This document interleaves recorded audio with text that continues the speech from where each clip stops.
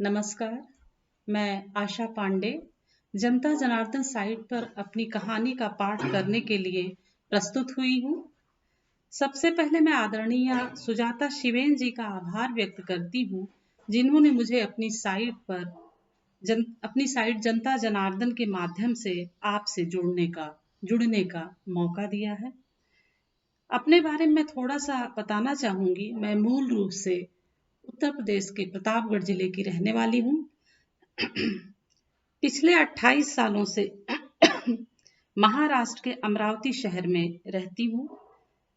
अब 2003 से मैं लेखन में सक्रिय हूँ। अब तक 3 कहानी संग्रह और 3 बाल कविता संग्रह के साथ 10 किताबें प्रकाशित हो चुकी हैं। 11वीं किताब जो कि कविता संग्रह है वो प्रेस में है। ये जो कहानी मैं प्रस्तुत करने चल रही हूँ, ये मेरे दूसरे कहानी संग्रह चबूतरे के सच में संग्रहित है।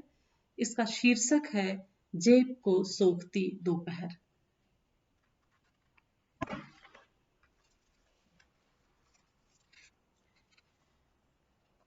जेब को सोखती दोपहर। आज सुबह से ही मन थोड़ा खिन्न है। यूं खुश होने का समय है, पर न जाने क्यों मेरे साथ ऐसा ही होता है। चिंताएं इस कदर लदी रहती हैं दिमाग पर कि कोई क्षण खुशी लेकर आता भी है तो उन्हें वे ठेल धकेल कर पीछे कर देती हैं। कितना सोचने के बाद कल उस कलकत्ता की साड़ी वाले को रोक पाई थी और पूरे 2 घंटे तक साड़ियों को उलटने पलटने के बाद 1200 रुपए खर्च करके 2 साड़ियां खरीद डाली थी। साड़ियां खरीदने के बाद तो ऐसा लगा था जैसे मुद्दत बाद इस घर में पायल झनकी हो। खुशी से लबालब मैं अपने घर में उड़ सी रही थी, पर यह क्या, आज फिर से पैसे को अनावश्यक खर्च कर देने की उसी चिंता ने मुझे धर दबोचा। कहाँ जाना रहता है मुझे, बाजार या फिर कभी किसी के घर मिलने मिलाने। क्या करूंगी इतनी महंगी साड़ियों का, इससे अच्छा तो घरेलू उपयोग की कुछ चीजें खरीद लेती। मैं कोस रही थी उस क्षण को जब मिसेज गोड़बोले से मेरी बातचीत इन फेरी वालों के बारे में हुई थी। दरअसल हुआ ये कि इधर कुछ दिनों से मैं महसूस कर रही थी कि हमारे अपार्टमेंट में फेरी वालों की आवक कुछ अधिक बढ़ी है और उसी हिसाब से महिलाओं की लक तक भी प्रशंसनीय है। जब देखो तब नई साड़ी में लिपटी दिख जाती हैं सब। एक मैं ही हूँ जो होली दिवाली में खरीदी साड़ियों में ही हर दिन बाहर हो आती हूँ। बाकी सब तो लंबे अरसे तक एक साड़ी को दोहरा कर भी नहीं पहनती। मिसेज गोड़बोले कह रही थी कि दोपहर का समय बहुत अच्छे से बीत जाता है इन फेरी वालों के साथ। तरह तरह की साड़ियां देखो, मोल भाव करो और उधारी में उठा लो। उधारी में? हाँ, फेरी वालों को हमें ग्राहक बनाना रहता है और हमें साड़ियां खरीदनी रहती हैं। दोनों को एक दूसरे की जरूरत। सिर्फ साड़ी वाले ही नहीं, सभी से खरीदा जा सकता है उधार। वह जो स्टील के बर्तन बेच लेकर आता है, उससे तो मैं न जाने कितनी बर्तन खरीद चुकी हूँ। धीरे धीरे देती रहती हूँ पैसे। मंद मंद मुस्कुराते हुए मिसेज गोड़बोले ने अपना गहरा तत्व ज्ञान मुझे थमा दिया। मैं अचंभित, कितनी पागल हूँ मैं, किस दुनिया में रहती हूँ मैं। गृहस्थी चलाने का यह मंत्र अब तक मेरे हाथों में क्यों नहीं आया। बस पति की कम आमदनी का रोना रो रो कर हर चीज के लिए तरसती रही मैं। अभाव में कुढ़ने से तो यह तरीका कहीं बेहतर है। सच कहते हैं लोग, घर गृहस्थी चलाना भी एक कला है। मैं मन ही मन मिसेज गोड़बोले की समझ बूझ की कायल हो गई और अगले ही दिन साड़ी वाले को रोक कर 2 साड़ियां खरीद भी डाली। महीने का शुरुआती दिन था, इसलिए पैसे भी नकद दे दिए। बस यही चूक हो गई।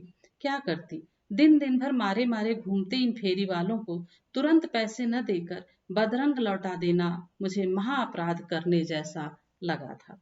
1200 रुपए की साड़ी बेचकर जो चमक उसके चेहरे पर आई थी, उसे मैं पैसा न देकर पोछना नहीं चाहती थी। मैं पति का इंतजार करने लगी। साड़ियों के रंग, डिजाइन आदि के बारे में मैं पति की राय जानना चाहती थी। अपनी खुशी में उन्हें शामिल करना चाहती थी। किंतु शाम को जब पति ऑफिस से आए, तब छलक छलक पड़ती अपनी उस खुशी को उनके साथ न बांट सकी। डर गई। अपनी इच्छाओं का गला घोट घोट कर मैं पति की नजरों में सादा जीवन, उच्च विचार वाली श्रेष्ठ छवि बना चुकी थी। अब साड़ियां दिखाकर कहीं उस छवि को खंडित न कर दूं। पति कहीं मुझे साड़ी, बिंदी, चूड़ी तक सीमित रहने वाली निहायत सामान्य महिलाओं की श्रेणी में लाकर न खड़ा कर दें। इसलिए चुप रह गई। मन ही मन बड़ी कोफ्त हुई। चुरा चुरा कर ली गई खुशी किस काम की। मैंने तय कर लिया कि अब कभी किसी फेरी वाले से कुछ नहीं लूंगी। अगर लूंगी भी तो सिर्फ घरेलू उपयोग की चीजें ही लूंगी, साड़ी नहीं। ट्रीन टन। लो, आज फिर बज गई घंटी। दोपहर के 12 बज रहे हैं। कहीं कोई फेरी वाला ही ना हो। मैं आशंकित हूँ। अब शाम 4 बजे तक चलता रहेगा इनके आने का सिलसिला। कभी मेरे घर की सेहत की प्रति सजग इक्वा गार्ड की वकालत करता कोई, तो कभी घर को कीटाणु रहित करता वैक्यूम क्लीनर लिए दरवाजे पर खड़ा कोई, तो कभी साड़ी एवं बेडशीट्स आदि लेकर मुझे और मेरे घर को सजाता कोई। किस किस से बचूं? बाजारवाद के इस युग में व्यापारियों में बढ़ी इस प्रतिस्पर्धा का प्रभाव घर में संतुष्ट बैठी हम महिलाओं पर भी पड़ रहा है। सामान अच्छा एवं उपयोगी है तो उसे न खरीद सकने की अपनी क्षमता पर भी कोफ्त होती है और अपने पास कम पैसा होने का एहसास अधिक गहरा जाता है, जिससे स्वयं को ही अपना व्यक्तित्व बौना जान पड़ता है। मैंने उठकर दरवाजा खोल दिया। सामने 22 से 25 साल का एक लड़का आत्मविश्वास से लबालब भरा मुझे देखते ही झुक कर अभिवादन किया। मैं उससे कुछ पूछती उसके पहले ही वह बोल पड़ा, बधाई हो मैम, आप बड़ी किस्मत वाली हैं। मैं आश्चर्य से उसे देखने लगी। यह कौन सा शुभ समाचार लेकर आया है? किसी ज्योतिषी या साधु संत जैसा भी तो नहीं दिख रहा है कि मेरा भविष्य पढ़ लिया हो। वह बोल रहा है, आपका घर हमारी गणना में तीसरा घर निकला। हर तीसरे घर को हम यानी हमारी कंपनी 250 रुपए का गिफ्ट आइटम दे रही है। आप उस गिफ्ट आइटम को पाने वाली सौभाग्यशाली महिला हैं। मुझे लगा वह अब तुरंत गिफ्ट आइटम निकालकर मुझे पकड़ा देगा। खुद के सौभाग्यशाली होने की एक हल्की सी खुशी मन में तैर गई।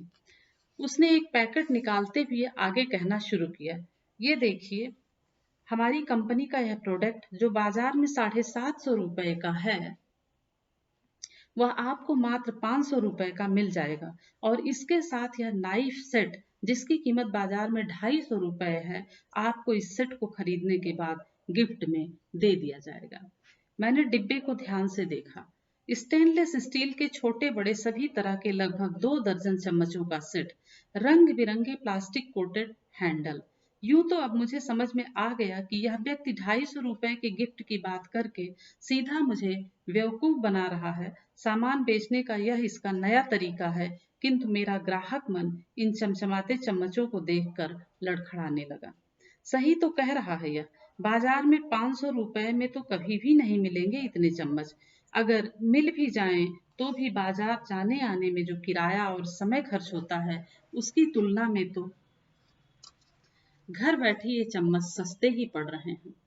उसे मेरी दुविधा समझ में आ गई। बोला, मैम, मना मत करिए। घर आए ऑफर को ठुकराना समझदारी नहीं है। एक सेट रख लीजिए। सिर्फ 500 रुपए में इतने चम्मच और ये नाइफ सेट घाटे का सौदा नहीं है मैम। लेकिन मुझे नहीं मैम, आप जरा सोचिए। वैसे मेरे पास इसके अलावा भी बहुत सी उपयोगी चीजें हैं, पर गिफ्ट इसी पर है, इसलिए मैंने पहले इसे ही दिखाया। अब लीजिए, दूसरे आइटम भी दिखाता हूँ। वह अपना बैग खोलने लगा। मैं घबरा गई। कहीं आज फिर से न पैसे पर चूना लग जाए। मैंने पूरी ताकत से अपनी नकार दर्ज की। मुझे कुछ भी नहीं लेना है, तुम यहाँ से जाओ। देख तो लीजिए, लेना ना लेना तो बाद की बात है। देखने में क्या लगता है मैम? नहीं, मेरे पास अभी समय भी नहीं है। तुम समझते क्यों नहीं? मुझे कुछ नहीं लेना है। प्लीज जाओ। कहते हुए मैं दरवाजा बंद करने लगी। प्लीज मैम, दरवाजा बंद मत कीजिए। बस 5 मिनट, 5 मिनट दे दीजिए बस। देखिए, आज दिन भर में कम से कम ऐसे 5 सेट बेचने हैं मुझे। सब कमीशन का मामला है। प्लीज मैम, मना मत कीजिए। जो दूसरी चीजें मेरे पास हैं वो इस स्पून सेट से अधिक अच्छी हैं। यह मेरी रोजी है, इसलिए आपके पीछे पड़ रहा हूँ। दरअसल इन दिनों पैसे की सख्त जरूरत है मुझे। उसके चेहरे का आत्मविश्वास डगमगाने लगा तथा आवाज दयनीय हो गई। मैं कुछ द्रवित होने लगी। बेचारे ये श्रम साधक दिन भर इस दरवाजे से उस दरवाजे तक भटकते हुए, मिन्नतें करते हुए, झिड़कियां खाते हुए, बस दो पैसा कमाने की ही खातिर तो। मेरे मन में उथल पुथल मची है। लड़के का मासूम सा चेहरा मुझे चम्मचों को लेने के लिए बाध्य कर रहा है।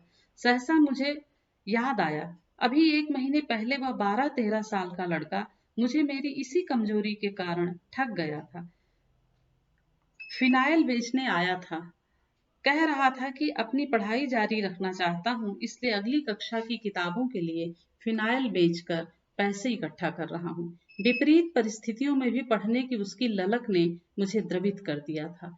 मैंने सोचा, आखिर तो घर में फिनाइल लगता ही है, क्यों न इसी से खरीद लिया जाए।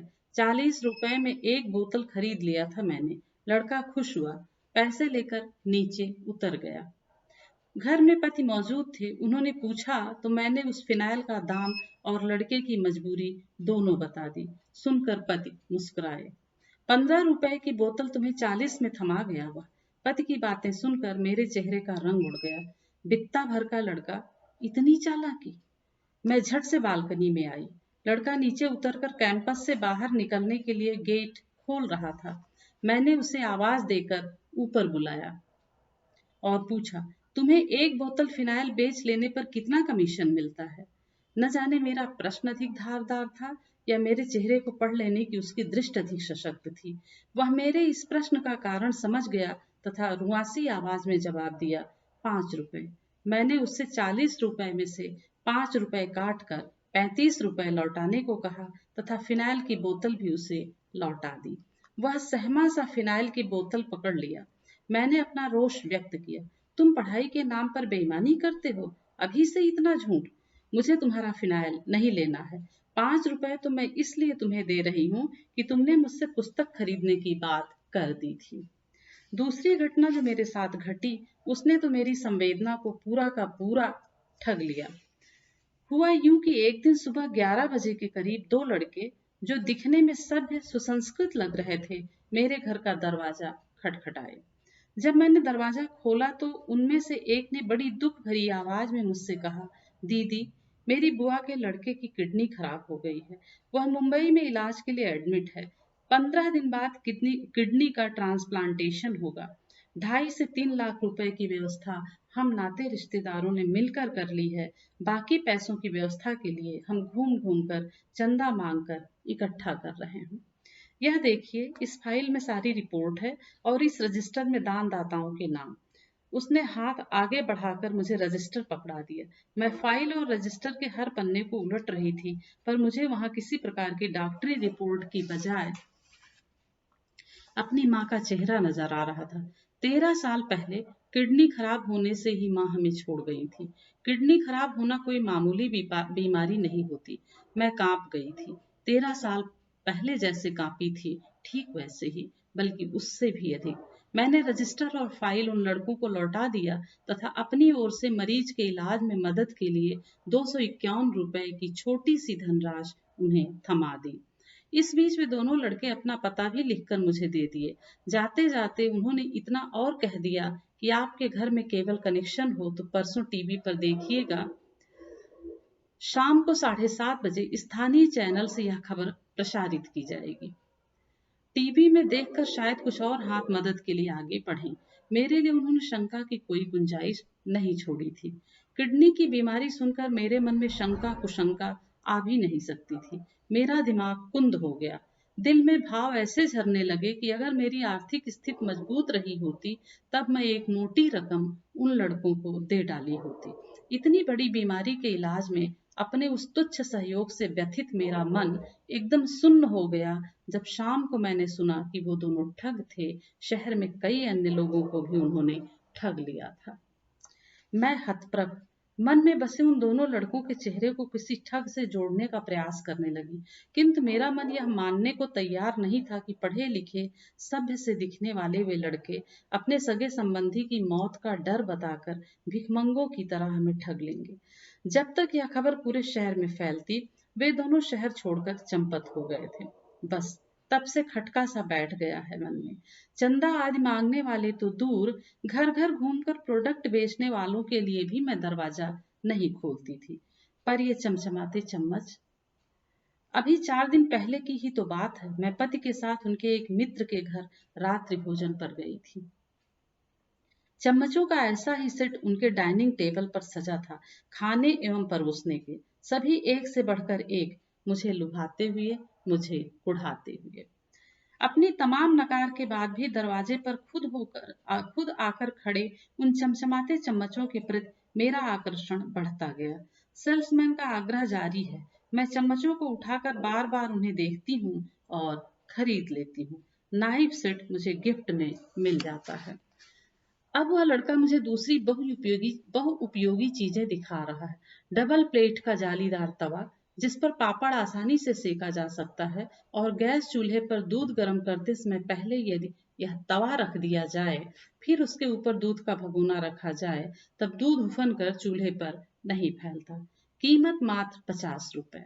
मैं एक एक सामान देखती जा रही हूँ और महसूस कर रही हूँ कि मुझ में संग्रह की प्रवृत्ति जन्म ले रही है। यह शायद पहले से ही थी, जिसे आर्थिक दबाव ने अब तक दबाया था।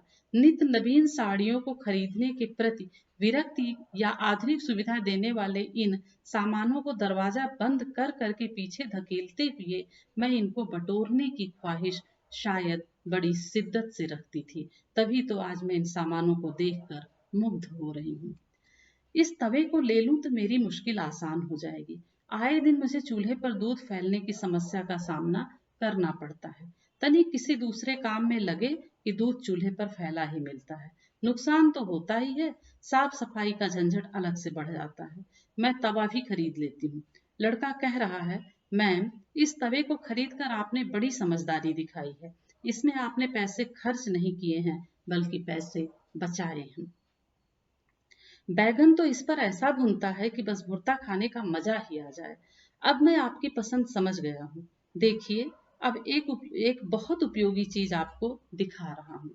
नहीं नहीं, मुझे अब कुछ नहीं लेना है, बस इतना बहुत हो गया। मैं उसे रोकने का प्रयास करती हूँ। कोई बात नहीं, मत लीजिएगा। अब पूरा सामान खोल ही दिया हूँ तो देख तो लीजिए। नहीं, मुझे अब मैं अपना वाक्य पूरा कर पाती उससे पहले ही वह बैग से एक पैकेट निकालकर उसे खोलने लगा। देखिए मैम, ये इमरजेंसी लाइट है। आप इससे रेडियो भी सुन सकती हैं तथा टॉर्च की तरह भी इस्तेमाल कर सकती हैं। इसमें एक छोटा सा पंखा भी है, और विशेष बात यह कि आकार में छोटा है, इसलिए इसे कहीं भी रखा जा सकता है। मैं इमरजेंसी लाइट को हाथ में ले लेती हूँ। आजकल रोज ही लोड शेडिंग होती है। हर काम तो हो जाता है, किंतु बेटे की पढ़ाई में खासा व्यवधान पड़ता है। इन्वर्टर खरीदने में तो 17 से 20 हजार का खर्च है। अपनी सोच से पूरी तरह बाहर, किंतु यह मेरी पहुंच में है तथा बेटे के लिए बहुत जरूरी भी है। मैंने बेमन से इमरजेंसी लाइट को हाथ में पकड़ा था, किंतु अब वापस सेल्समैन को देने का मन नहीं हो रहा है। इमरजेंसी लाइट ने मेरे अंधेरे दिमाग में प्रकाश फैला दिया है, जिसमें उसकी उपयोगिता दिख रही है, अपना पर्स नहीं। सेल्समैन का बोलना जारी है, सोचिए मत मैम, ले लीजिए। बाजार में इसकी कीमत लगभग 500 रुपए अधिक है। यह महंगा आइटम है, इसलिए सबको नहीं दिखाता हूँ। महिलाएं साड़ी खरीदना अधिक पसंद करती हैं, इन चीजों को फालतू समझती हैं। आप समझदार हैं, आपको इसकी उपयोगिता का ज्ञान है, इसलिए आपसे कह रहा हूँ, ले लीजिए। मैं उसकी बातों से सम्मोहित हो रही हूँ। ऐसी उपयोगी चीजें तो मेरे घर में हैं ही नहीं, ले लेना चाहिए। बड़े संकोच में दबी जबान से मैं उससे उधार की बात करती हूँ, किंतु वह उधार देने में असमर्थ है। इमरजेंसी लाइट मेरे दिमाग में छा गई है। मैं नगद पैसा देकर उसे खरीद लेती हूँ। आश्वस्त हूँ, अब घर में कभी अंधेरा नहीं रहेगा। कई अन्य बहुउपयोगी चीजें सेल्समैन के पास हैं, किंतु अब मैंने पूरी ताकत से अपना हाथ खड़ा कर लिया है। वह भी अब संतुष्ट हो चुका है। एक ही दरवाजे पर कई सामान बेच लेने की खुशी से सराबोर वह अपना बैग कंधे पर लटकाकर अगले दरवाजे की ओर बढ़ जाता है। अब मैं उन निहायत उपयोगी सामानों को सावधानी से समेट कर रख देने का सोच ही रही थी कि मेरा बेटा घर में प्रवेश किया। मैंने उत्साहित होकर उसे इमरजेंसी लाइट के बारे में बताया। वह बड़ी लापरवाही से एक सरसरी निगाह उस पर डालकर बैठ गया। इमरजेंसी लाइट खरीद कर मैं जिस खुशी और उत्साह में सराबोर थी, वह बेटे के इस अरुचिपूर्ण व्यवहार से कुछ कम हो गई। मैं उससे कुछ कहती, उसके पहले ही वह बोल पड़ा, मम्मी, मुझे एससी वर्मा तथा ओपी टंडन खरीदना है, कल मुझे 950 रुपए दे दीजिएगा। 950? हाँ, ओपी टंडन 518 की है तथा एससी वर्मा 400 रुपए की है। मुझे पेन, रिफिल आदि भी खरीदना है। यह किसी पुस्तक का नाम है? इंसान के नाम जैसा लग रहा है। पुस्तक का नहीं, लेखक का नाम है। ओपी टंडन केमिस्ट्री के हैं तथा एससी वर्मा फिजिक्स के। वह मेरी अज्ञानता पर झुंझलाता है। मैं कुढ़ती हूँ, तो ऐसे लिया जाता है लेखकों का नाम? अरे, कहना चाहिए कि मुझे ओपी टंडन द्वारा लिखी केमिस्ट्री तथा एससी वर्मा द्वारा लिखी फिजिक्स की पुस्तक खरीदनी है। पैसे का दबाव झुंझलाहट बनकर बेटे पर उतर रहा है। बेटा मेरी नसीहत को नजरअंदाज कर दूसरे कमरे में चला जाता है। मैं बड़बड़ाती हूँ, आजकल के लड़के लेखकों का सम्मान करना भी नहीं जानते, उन्हें वस्तु समझ बैठे हैं। मेरे भीतर झरता अखंड अखंड आनंद का स्रोत अब थम सा गया है। 950 रुपए पढ़ाई का मामला है, देना ही पड़ेगा। सोफे पर पड़ी इमरजेंसी लाइट और चमचमाते चम्मच मुझे चिढ़ा रहे हैं। यूं सामानों की चमक अभी तनिक भी धूमिल नहीं हुई है, किंतु मेरे मन की खुशी अब धुल चुकी है।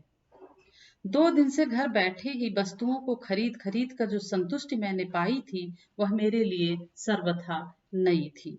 अर्थशास्त्र में पढ़े गए तुष्टगुण के सिद्धांत को पहली बार महसूस किया था मैंने। ऐसा लगा था मानो ये सामान खरीदते ही मेरे भीतर का खालीपन भर जाएगा और मैं एकदम छलांग लगाकर अमीरों की श्रेणी में खड़ी हो जाऊंगी। लेकिन पर्स का छोटा साइज सब कुछ नहीं खरीद सकता। खरीद भी ले तो मन को संतुष्ट दिए बिना ही तुष्ट गुण का ग्राफ नीचे खिसकने लगता है। कुछ क्षण सरका, फिर सुनाई दी बेटे की चिड़चिड़ाती आवाज, अभी तक आपने कुछ बनाया भी नहीं है, मुझे कितनी भूख लगी है। मैं कुढ़ते हुए बेमन से कमरे में फैले सामान को समेटती हूँ, पर्स खोलकर पैसे गिनती हूँ और हिसाब लगाती हूँ कि महीना बीतने में अभी कितने दिन शेष हैं। धन्यवाद। एक बार मैं फिर जनता जनार्दन साइट के सुजाता शिवेन जी का आभार व्यक्त करना चाहूंगी, जिन्होंने आप लोगों से मुझे जोड़ा। धन्यवाद।